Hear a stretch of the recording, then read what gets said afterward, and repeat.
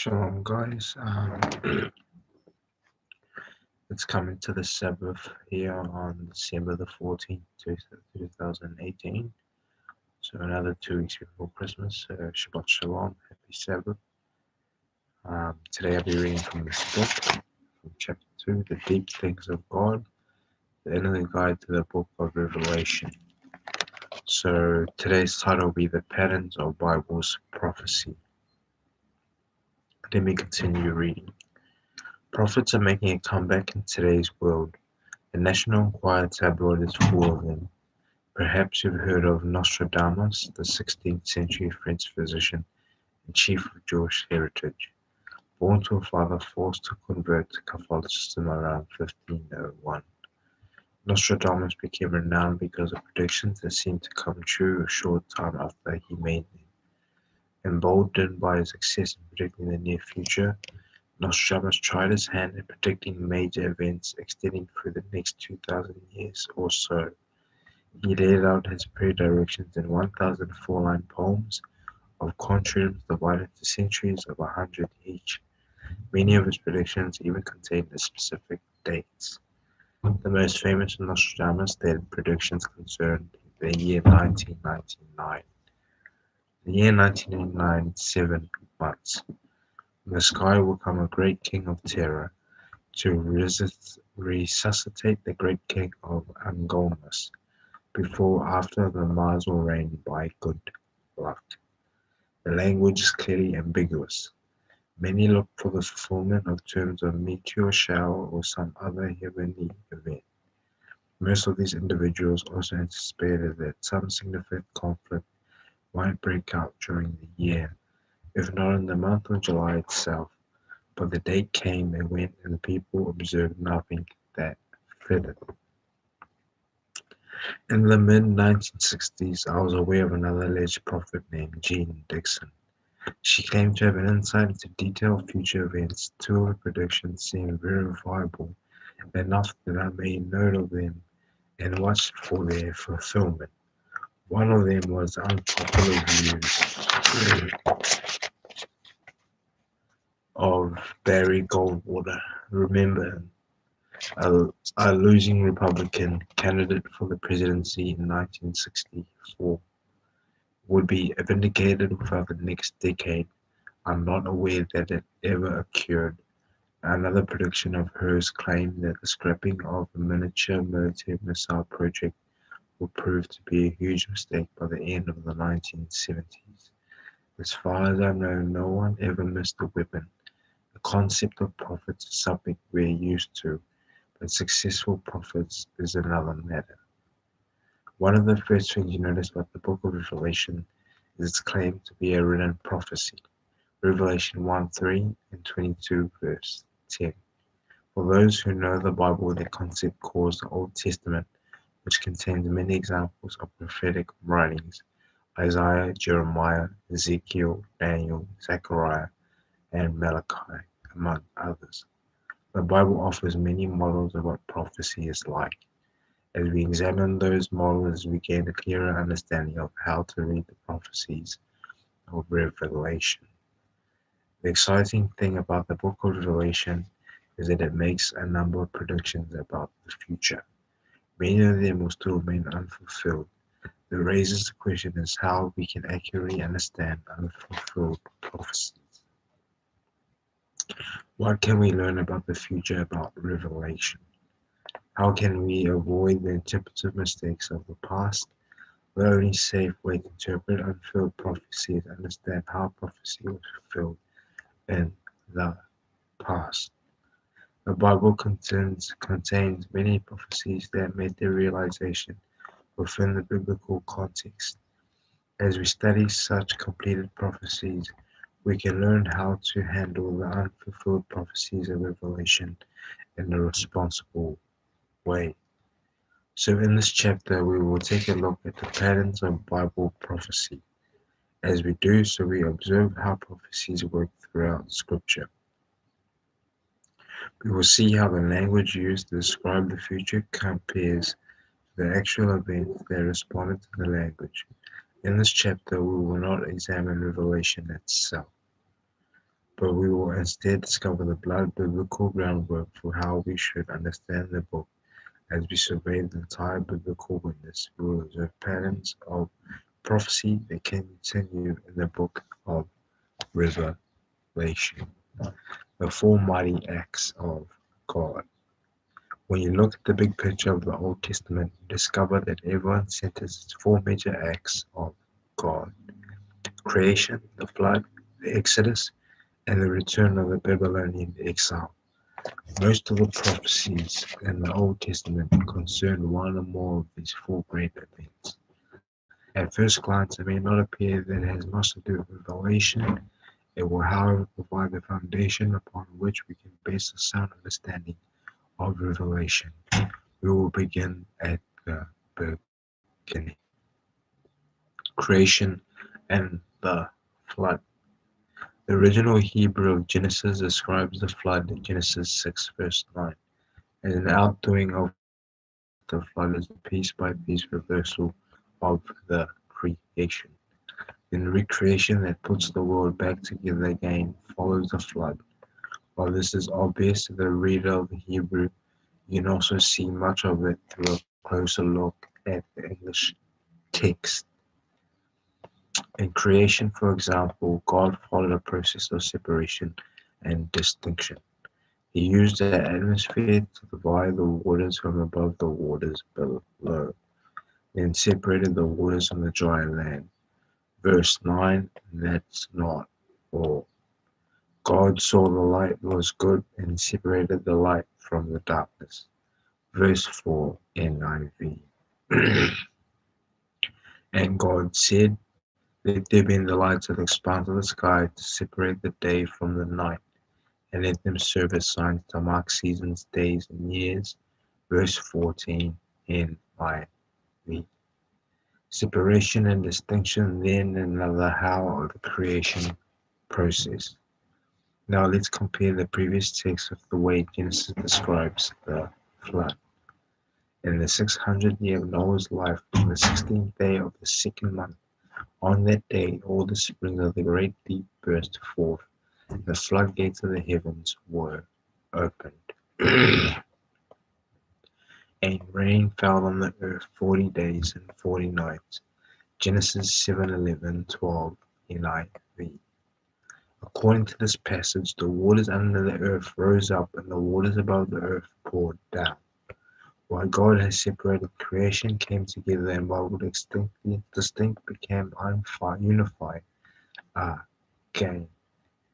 The flood was a reversal of the separation and the distinction that took place at creation. The waters rose and covered the mountains to a depth of more than 20 feet. Verse 20 NIV. At creation, God separated the waters from the dry land. During the flood, those waters once again covered the dry land. In other words, the destruction of the flood returns the earth to the conditions it was before creation.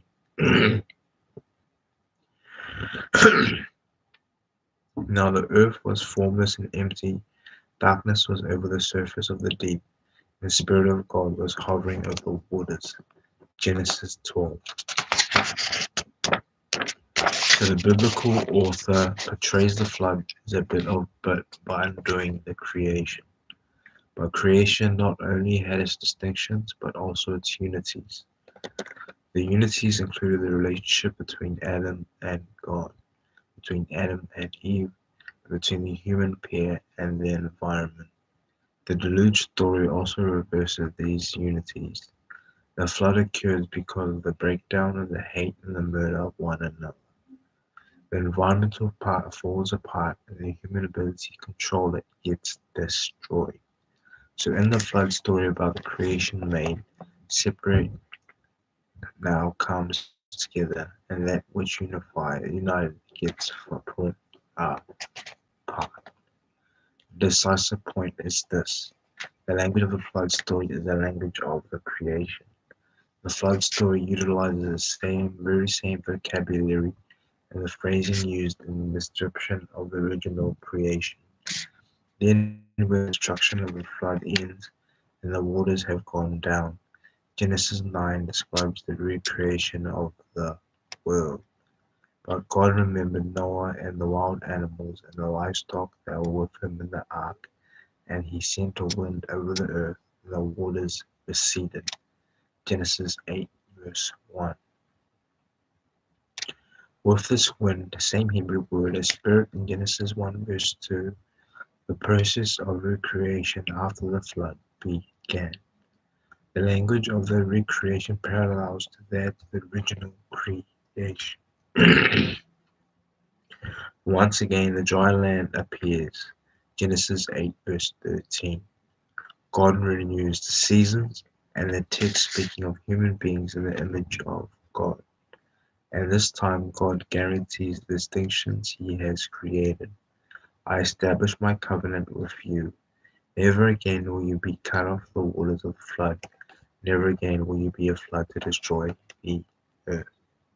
While our hope is clear, the point is the language of God's second mighty act.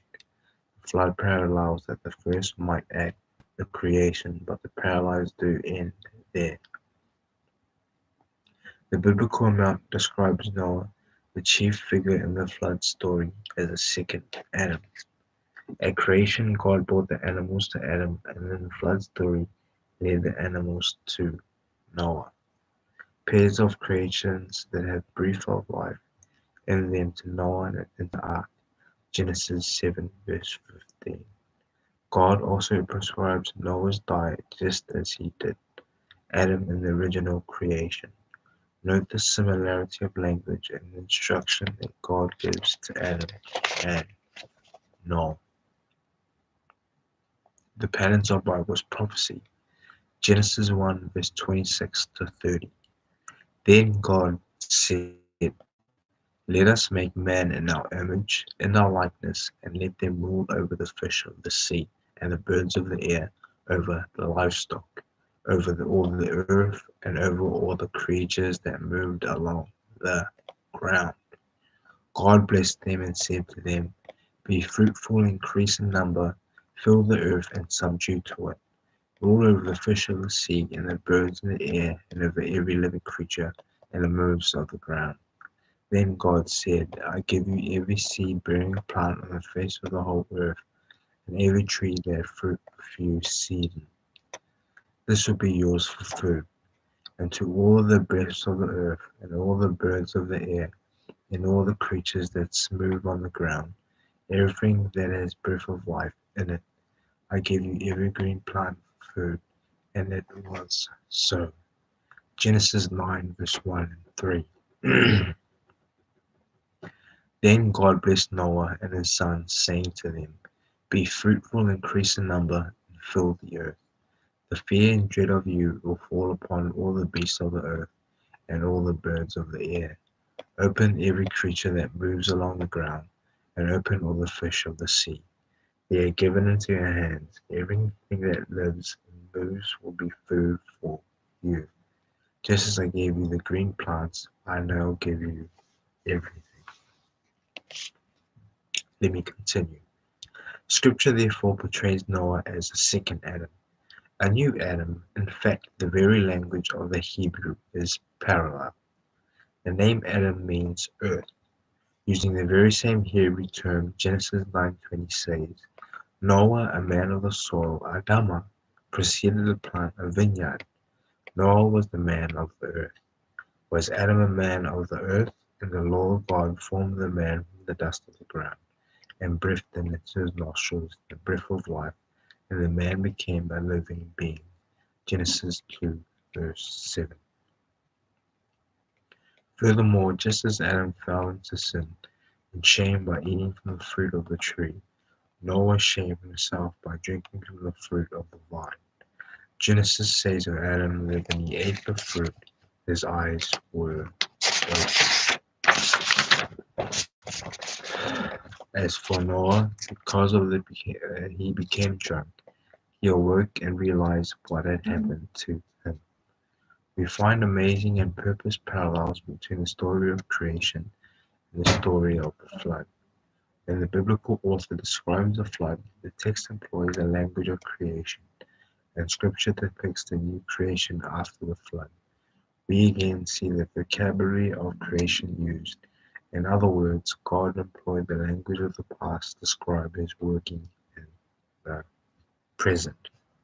So, in terms of the context of this reading, which is creation, waters cover earth, spiritual overshadows waters, waters divided, dry land appears, image of God, dominion over earth, fruitful and multiply, Adam, which is earth, formed from the earth, put to sleep, woman formed, shaped by a fruit of tree, paradise, tree of life, test, serpent, and covenant implied. Now to the flood. Water covers earth, wind blows over waters, ark passes through waters. Dry land appears, animals afraid of Noah, fruitful and multiply. Second Adam, which is Noah, man of the soil, new earth formed, and shamed by fruit of life. When you compare the two stories, it becomes evident that in the two mighty acts, God was operating according to a consistent pattern. You could say that his actions in the creation stories foreshadowed his deeds during the time of the flood, since God is consistent, his past actions unpredictable of his future ones. But while the pattern between the two accounts is plain, between the two exist, between the flood and creation story, the Noah story has serpent, no testing tree, nor a tree of life, and no one plays a prominent role.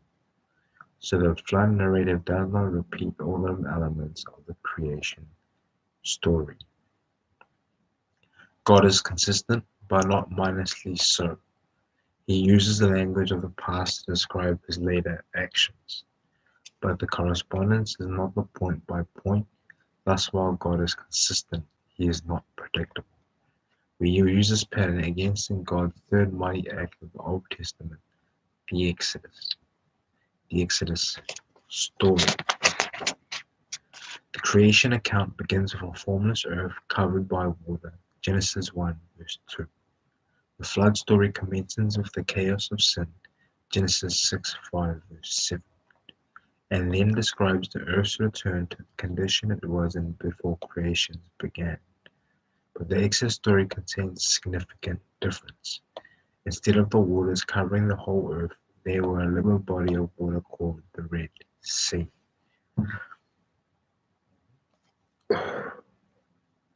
Excuse me.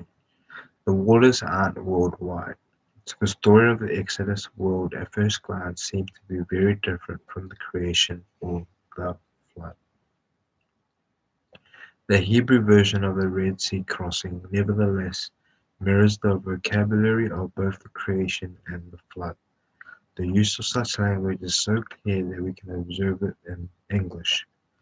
Then Moses stretched out his hand over the sea, and all that night the Lord drove the sea back with a strong east wind and turned into a dry land. The waters were divided with the Israelites went through the sea on a dry ground, with all the water of the right on the left.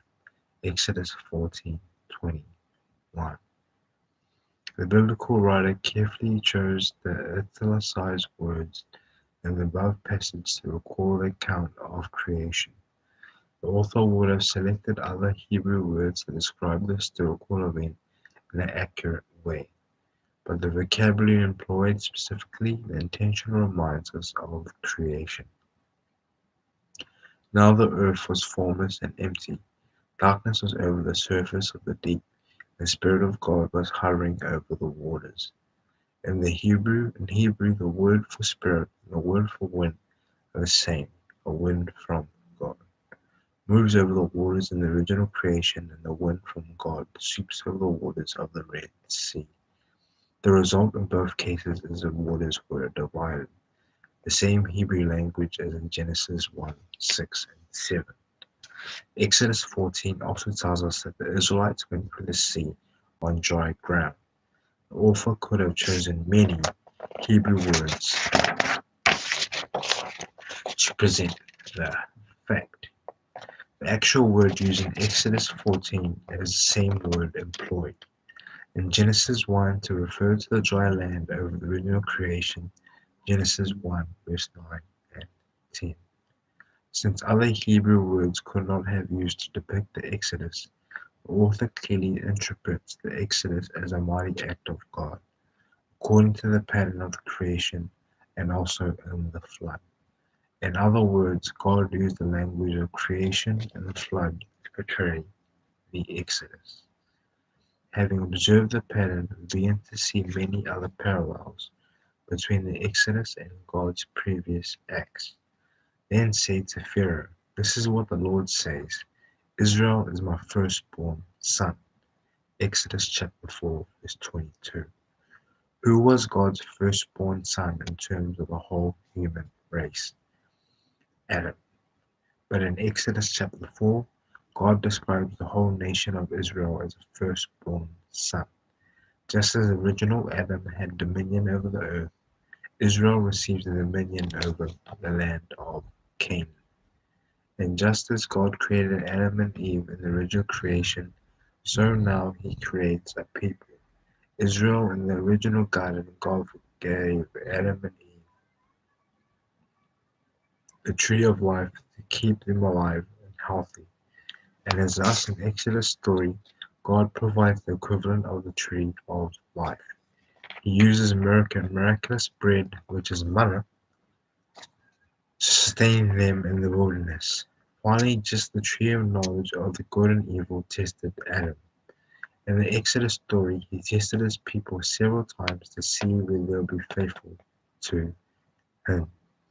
Remember how the Lord your God led all the way in the desert there these 40 years, to humble you and test you in order to know what was in your heart, whether or not you would keep his commands.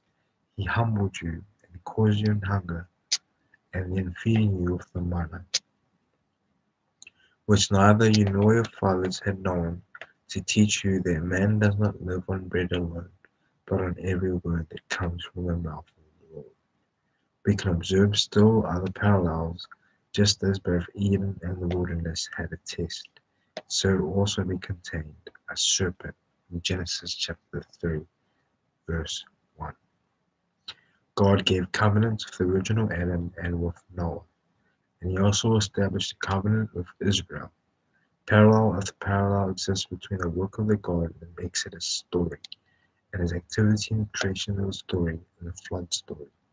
But once again we observe some differences between accounts. The Exodus account in many ways is spiritualization of features in creation, the flood, and the Exodus. The creation and the flood accounts. For example, the chaos of the waters around the earth is parallel not only in the Red Sea, but also in the slavery of the Israelites. The Israelite situation was a spiritual mess. They needed God's creation power to get them out of Egypt. So the chaos of Israel's condition was a spiritual one. The story of Exodus spiritualizes the literal things of creation to show the consistency of God's action in both accounts. The counterpart of Adam and Eve is Israel. The Garden of Eden becomes Canaan or Palestine. In the Exodus, God leads them to a land flowing with milk and honey, well watered like the Garden of Eden, which is mentioned in Exodus 3:8 and Numbers 13:27. As was the case of the flood story, not all the details of the original creation gets repeated in the Exodus account. The wedding of Adam and Eve, Genesis chapter 2, verse 23 and 25. The tree of knowledge of good and evil, Genesis chapter 2, verse 9. The sleep of Adam that results in creation of Eve, and creation of the sun and the moon and the stars are all elements of the creation story that seem to find no parallel in the Exodus. At the same time, the Exodus story contains new details that set the stage for later works of God. Moses as a child escapes from Pharaoh's attempts to kill him. The blood of Passover saves along with the people of Israel. God tested the Israelites for 40 years in the wilderness. Adam and Eve burned themselves past from the sea waters on creation. but Israel actually passes through the divided waters. The Exodus narrative actually contained two dividings on the waters. The first when the journey through the Red Sea and the second of the Jordan River. So we see the Exodus account some fascinating similarities and differences with the real accounts of creation and the flood. While God's saving actions follow a clear plan, he is not mindlessly tied to it. Learning from the pen. I would encourage you to put the above observations to the test. Look up the text I have listed along the way. Then read of the books of Genesis and Exodus through for yourself. Compare the stories of God's these mighty acts. Can you see how the biblical writer takes up language from one story to the next? So what can we learn from this series of patterns? What does the study have to do with prophecy? And in particular, what relevance does it have for the book of Revelation? I believe that the five major insights about God have emerged from the brief study of the creation, the flood, and the Exodus. They provide a major key to opening the prophecies of Revelation. God is consistent. His past actions foretell what he told in his later actions. What he did in the creation sets the pattern of what he did in the Red Sea. These two events are very different and yet the same God at work in both instances. What he does now reminds us of what he did, and what he is doing now points to what he will do later on. He is faithful into his promises. You can count on God, but he is consistent.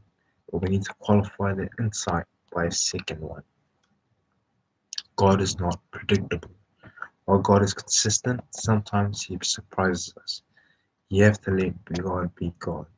He follows a divine pattern in the way he approaches people's events and circumstances, but his later activities do not carry out every detail in the model.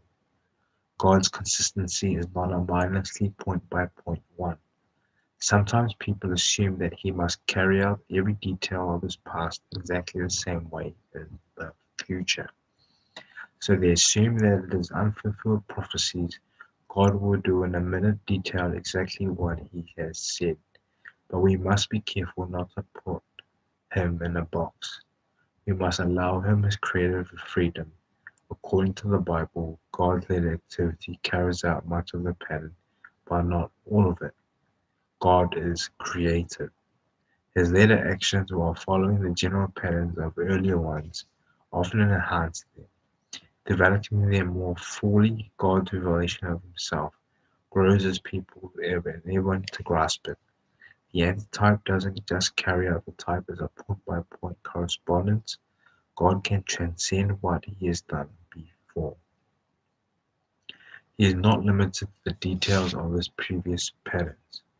When you compare prophecy and fulfillment in the Bible, therefore you discover a creative God who operates freely within the limits of his overall consistency.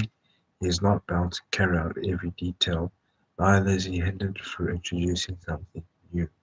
Sometimes a prophecy that he could have fulfilled in a way at one point in time, he will actually bring to completion in a different way at a different time. Circumstances have altered cases. As time moves on, we find God operating in creative ways to fulfill his word.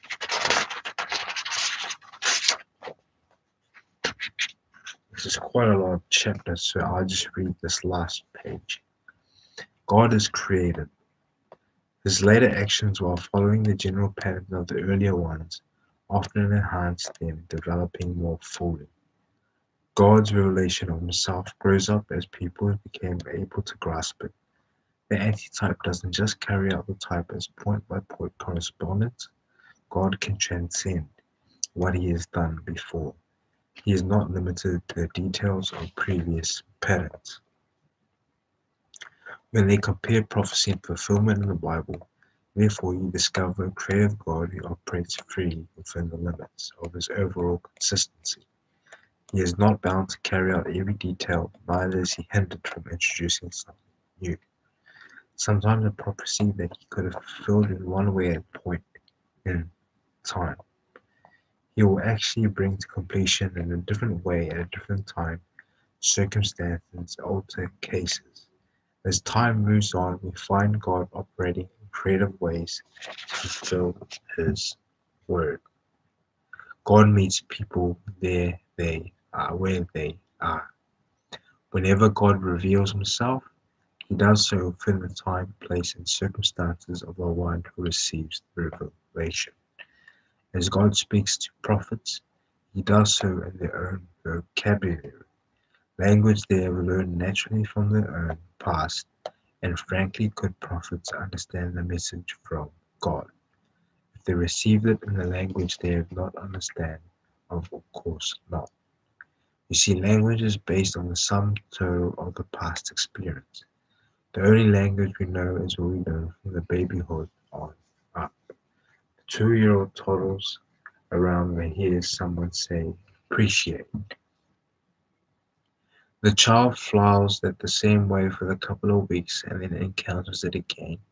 But the third or the fourth time, the toddler begins to have a sense of what word means through its context and the way people generally express it. So the language that we speak is the vocabulary of the own personal past. That is why God spoke to the writers of the Bible in the terminology and experiences of their past. God's revelation also comes within the time, place, and circumstances, and with the recipient's life.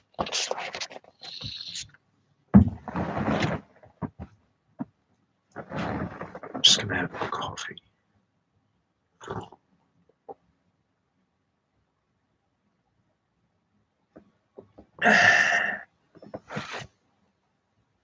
Let me continue. The point I am getting at that language is more than just Spanish, French, English, and Swahili. Even those who speak English have vast differences in the way they define things and the way their culture expresses itself. The English of the baby boomer is quite different from the English of the postmodern young person. So even through the way you speak the same language, each person each person unique experience affects what and how they understand. The soundest way to apply unfulfilled prophecy one is to interpret its meaning in terms of its original language and setting. If you want to understand Revelation, therefore the soundest way to approach the books in the language of John's past, language as of which he has grasped at around AD 95. The biblical evidence, however, tells us that reading Revelation as if they were written into our time and place is not appropriate for the study of an ancient book in which God meets with writers where they are. We should not approach the biblical book as if John was familiar with Ellen White, nor Adventist Bible commentary. The message God has placed for us in the book of Revelation will be found in the language and perspective of the original situation in which God met John. There is a spiritualization of the biblical type, beginning with the Exodus event. We see a spiritualization of some type of types. In other words, the language of God's successive actions alters from literal to spiritual or symbolic from flood to slavery, for example. It also shifts from the global to more localized, from worldwide flood to Red Sea. God can use the vocabulary of the past and literal terms at times in the flood story, reminiscences of creation. But he also can employ the same language to describe something more spiritual and more local, as in the account of the Exodus. The basic scenario in language gets repeated, but he uses the vocabulary in a figurative, spiritualized form from Adam to Israel, of the Eden to Palestine. Scripture employs the same language, but the meaning of the words now expands in a spiritual way. Recognizing the patterns of God's activity is vital for our study of the book of Revelation, as we see how God fulfilled the promises and prophecies of the past, we gain a clearer picture of His workings in our present and future, and as we move toward the book of Revelation, We will next examine Old Testament prophets, the writings of Aaron, from Isaiah to Malachi in the Bible. We will find the five principles we have developed further conformed in the next stage of God's dealings with people of Israel. The new Exodus. There's a few more pages here, so I'll just actually read this last page because um, it's quite a lengthy chapter. So I'll read this last page before I end. In this opening Sabbath, as sun is setting here in Auckland, so I'll read this last page as we open the Sabbath, which is the Shabbat. The new Exodus. Should you read the Bible through the Isaiah to Malachi, you discover the major theme running through the prophets in Judah's exile to Babylon and the subsequent return. If your pattern we have seen so far continues in the prophets, what language will the prophets use to describe the exile? What's the Exodus? God's mightiest act of deliverance from captivity. God worked in the captivity to Babylon, as he did in the Egyptian captivity. So when the prophets write about the exile, they do it in terms of Exodus. They describe the return from exile and the new Exodus. God plans to repeat the Exodus all over again. To put it in another way, God is consistent. Hosea. Let's begin our study in this new Exodus of the realist of the writing prophets. Hosea prophesied around 750 BC. Another biblical prophet who wrote during the time of was Amos. The Israel of David and Solomon had tragically split apart, producing two nations, Israel and Judea, where there had formerly been only one. While the dual kingdoms had never returned to the full glory of Solomon's reign, the time of Hosea found both at the height of prosperity. Jeroboam the second, the king of Israel, and all of the northern Israel kings, he was probably the most powerful and successful. But when God's people became prosperous, they tend to forget what that is, his blessing that enabled people to get wealth. What happened to Israel? See, Israel has acknowledged that I was the one who gave the grain, the new vine, and the oil, and lavished on silver and gold, which they used for Baal. In its prosperity, Israel overlooked to provide the wealth. Israel did not remember who commanded the rain toward the earth to provide the grain, the new wine, and the oil. Instead of serving God with the abundance he had given them, Israel used its wealth to turn away from him. This Lord decided to respond to removing the luxury that became an obstacle to Israel's relationship with him. So I'll end it from there.